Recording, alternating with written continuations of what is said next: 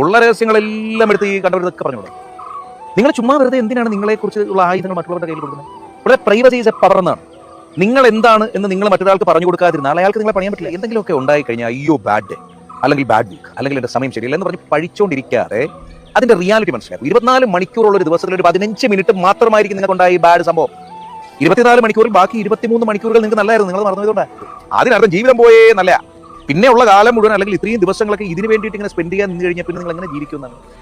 പലപ്പോഴും നിങ്ങളുടെ അനാവശ്യ തർക്കങ്ങൾ ഉണ്ടാകുന്നത് നിങ്ങൾ പറയുന്ന കാര്യം ശരി എന്ന നിങ്ങളുടെ വാദത്തിലോ അല്ലെങ്കിൽ മറ്റേയാൾ നിങ്ങളോട് പറയുന്നു അയാൾ പറഞ്ഞാണ് ശരി എന്നുള്ളത്. ഓരോ മനുഷ്യനും അവനവന്റേതായിട്ടുള്ള ചുറ്റുപാടുകളിൽ നിന്ന് അവനവന്റേതായ കാഴ്ചപ്പാടുകളിൽ നിന്ന് ശരിക്കും തെറ്റിനും വേർതിരിവുകളുണ്ട്. അതുകൊണ്ട് അവനെ തർക്കിച്ചിട്ട് എന്ത് കാര്യമാണ്? ദേഷ്യം വരുമ്പോൾ എടുക്കും. ആ ഒരൊറ്റ തീരുമാനം നിങ്ങളുടെ ലൈഫ് തന്നെ ഉണ്ടാകും. ദേഷ്യം വരുമ്പോഴാണ് നമ്മൾ പലപ്പോഴും ലോകത്താകമാനമുള്ള വ്യക്തിബന്ധങ്ങൾ എടുത്തു കഴിഞ്ഞാൽ നോക്കിയാൽ പോലും ദേഷ്യം വരുമ്പോഴാണ് വായിൽ നിന്ന് നമ്മൾ ഒരിക്കലും പ്രതീക്ഷിക്കാത്ത കാര്യങ്ങളൊക്കെ വരിക.